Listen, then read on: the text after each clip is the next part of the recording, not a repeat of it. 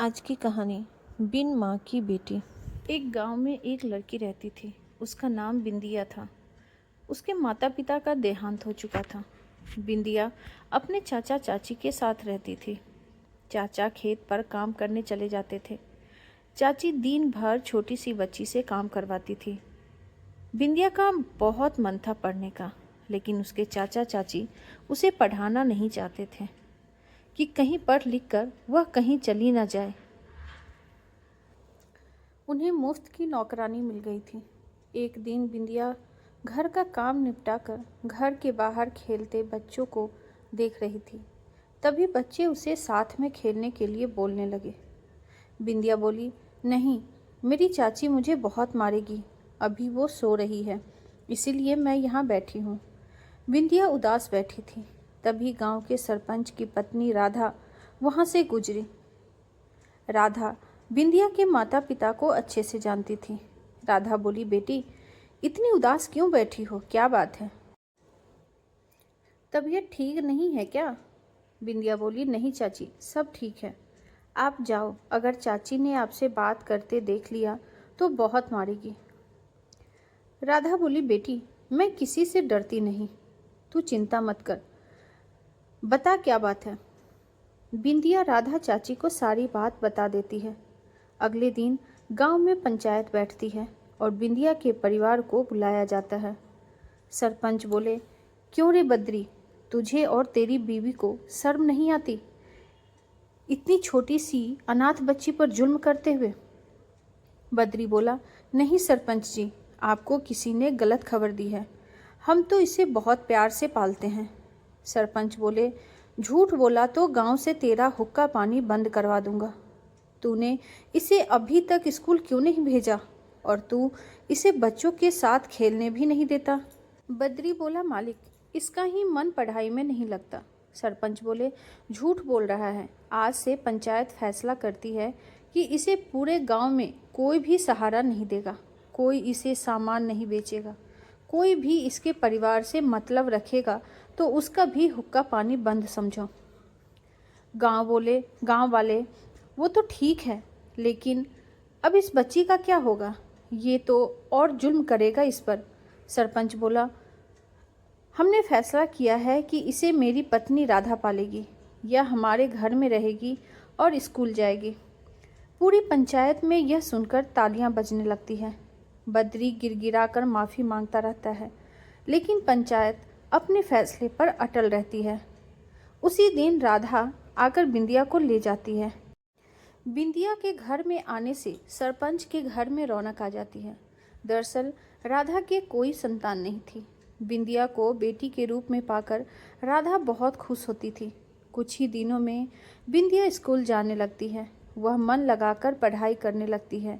इधर बिंदिया के चाचा चाची को गांव छोड़ना पड़ता है। वे दोनों शहर में जाकर मजदूरी करने लगते हैं। धीरे धीरे समय बीत जाता है। एक दिन बिंदिया आकर राधा के गले लग जाती है। राधा बोली, क्या बात है, इतनी खुश क्यों है? बिंदिया बोली, माँ, मुझे कॉलेज में दाखिला मिल गया, अब मैं इंजीनियर बन पाऊंगी। सरपंच और राधा बहुत खुश होते हैं। कुछ ही दिनों में बिंदिया शहर पहुंच जाती है। वहां वह मन लगाकर पढ़ाई करने लगती है। पढ़ाई पूरी होने पर उसे डिग्री मिल जाती है। कुछ ही दिनों में उसे एक कंपनी में नौकरी मिल जाती है। राधा को एक बिल्डिंग बनाने का प्रोजेक्ट मिलता है। एक दिन बिंदिया बिल्डिंग की साइट पर देखभाल कर रही थी। तभी पीछे से किसी ने उसे पुकारा, मैडम, मेरे पति बीमार रहते हैं, उनकी देखभाल के लिए मैंने एक दिन की छुट्टी ली थी। यहाँ मेरी जगह किसी और को रख लिया, हम भूखे मर जाएंगे, मैं आगे से छुट्टी नहीं करूँगी। बिंदिया पलट कर देखती है तो वह बूढ़ी औरत को पहचान जाती है। यह उसकी चाची थी। उसी समय चाची बिंदिया के पैरों में गिर जाती है। मालकिन, मुझे काम से मत निकालो, मेरा पति मर जाएगा, हम भूखे मर जाएंगे। बिंदिया उन्हें उठाती है।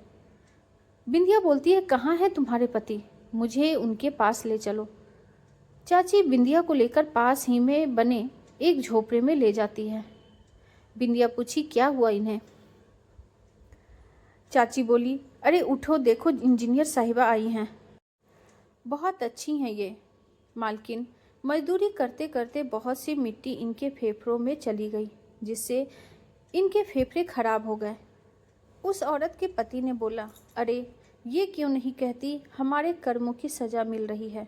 हमने एक अनाथ छोटी सी बच्ची, जो मेरे बड़े भाई की आखिरी निशानी थी, उस पर बहुत जुल्म किए। उसी की सज़ा हमें मिल रही है। गांव, खेत, मकान सब छूट गया।